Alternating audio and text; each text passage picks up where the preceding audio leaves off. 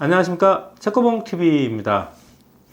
오랜만에 교육 자료를 좀 한번 만들어 봤는데요. 오늘 만들어 볼 자료는 주택임대차보호법과 상가임대차보호법에 관해서 정리를 좀 해봤고요. 사실은 이게 약간은 틀려요. 주택임대차보호법하고 상가임대차보호법하고 틀린 부분이 있는데 저희처럼 상업시설이나 업무 쪽 일을 많이 하시던 분들은 또 주택을 또 전혀 중개를 안 하다 보니까 이 부분에 대해서 혼돈이 있을 수 있고, 마찬가지로 이제 주택이나 아파트 단지 이쪽에 하시는 분들은 상업시설에 또 상가임대차보호법에 혼돈이 있을 것 같아서 그 부분에 대해서 제가 나름 정리를 좀 해보았습니다.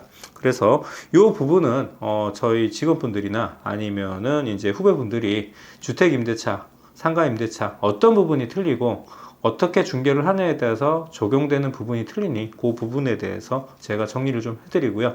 이 부분이 조금 더 도움이 되셨으면 하는 마음에 이 영상을 남기겠습니다. 자, 그럼 저하고 같이 한번 보시죠.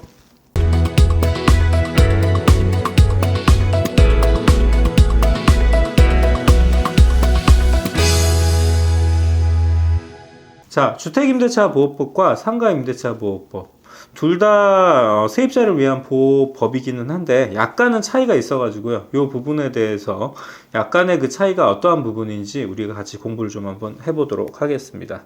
주택, 상가, 똑같이 임대차 보호법. 자, 이거는 임차인을 위한 법이죠. 사실 임차인을 위한 법이긴 한데 임대인한테는 또 조금 약간은 너무 좀 불합리한 부분도 있기는 합니다. 근데 뭐 법이니까요. 자, 일단 첫 번째가 주택임대차보호법하고 상가임대차보호법이 계약갱신 요구라는 게 있어요. 주택임대차보호법이라는 거는 2년에 2년. 그러니까 2년을 보통 이제 초기 계약을 한 다음에 내가 2년을 더 살겠다. 이러면은 2년 연장을 할 수가 있다는 얘기죠. 전세든 월세든 이게 적용이 되죠. 근데 상가임대차법 같은 경우에는 연장에 대한 이런 2년 연장이 아니라 어찌됐든 간에 최근에 개정이 됐었을 때는 10년 보장이 돼요. 하지만 월세에 대해서는 뭐 플러스 내지는 마이너스 그 시세에 맞춰 가지고 아니면 5%가 됐든 그때그때 상황에 맞춰 갖고 월세는 달라질 수 있지만 어찌됐든 간에 10년의 임대차를 갖다가 보장을 해주는 우선권이 있습니다.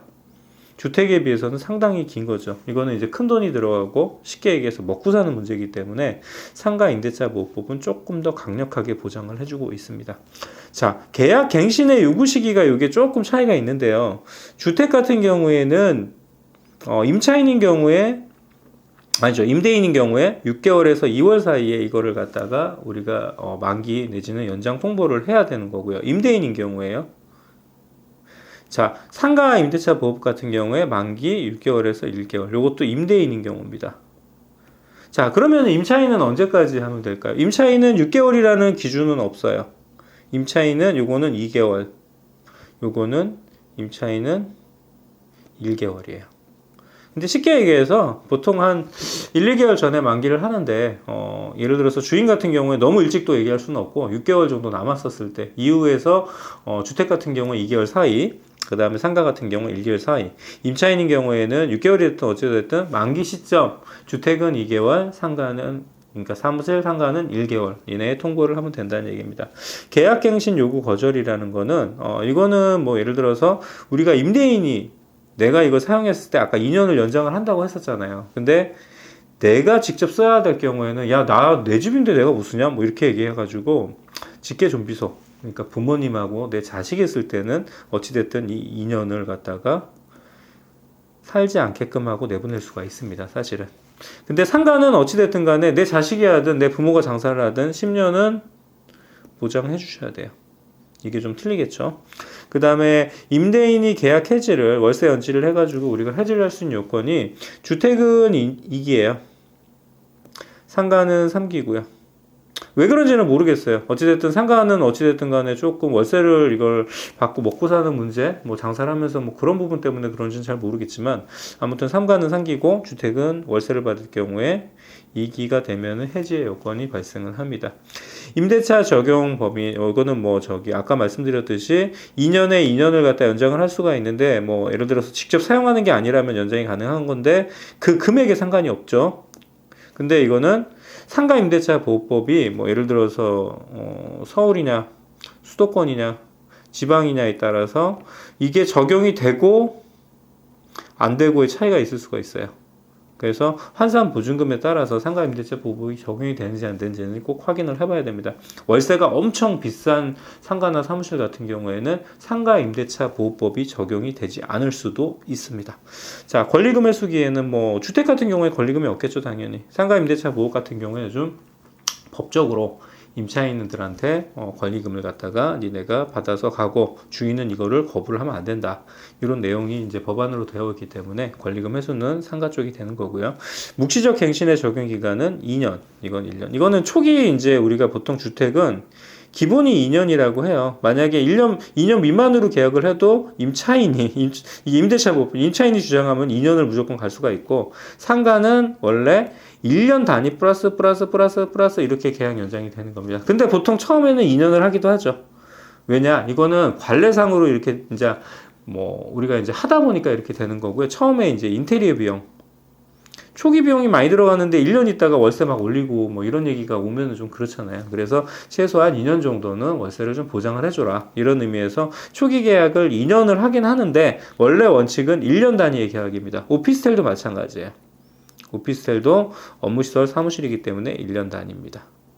그리고 사무실도 마찬가지고요. 근데 처음에 2년을 하는 거는 뭐 서로 이제 그게 암묵적으로 그렇게 돼서 그래요. 처음 계약을 5년을 할 수도 있고요. 10년을 할 수도 있어요. 주택도 마찬가지고요. 하지만 우리가 법에서 처음에 갱신이 됐었을 때나 이럴 때는 2년 단위가 되는 거고 1년 단위가 된답니다.